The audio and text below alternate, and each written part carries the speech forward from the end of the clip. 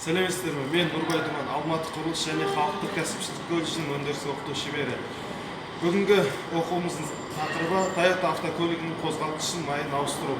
Оған керекті құралдар Татачи майы 5-30 және де трешетка және арнайы майды мақсатты шешетін құрылғы. Ең бірінші жасайтын жұмысымыз қозғалтқыштың крышкасын ашып аламыз.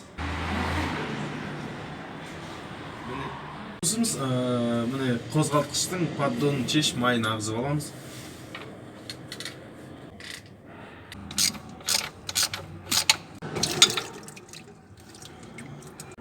Міне арнайы құрылғымен қозғалтқышымызды ішіндегі қоқыстарын тазалап аламыз.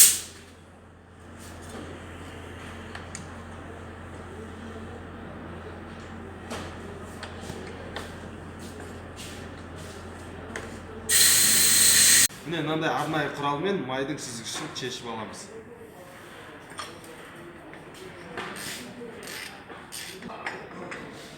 Міне ескі майдың сүзгішін шешіп алып, енді орнына жаңасын саламыз.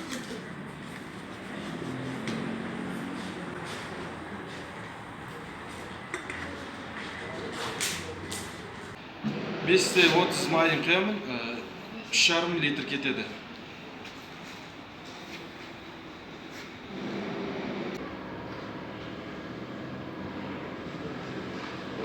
Міне көлігіміздің қозғалтқышын мотор майын ауыстырып болдық. Енді сіздерге айтар кеңесім әрбір 8000 километрде ауыстырып тұруларыңызды сұраймын. Рахмет.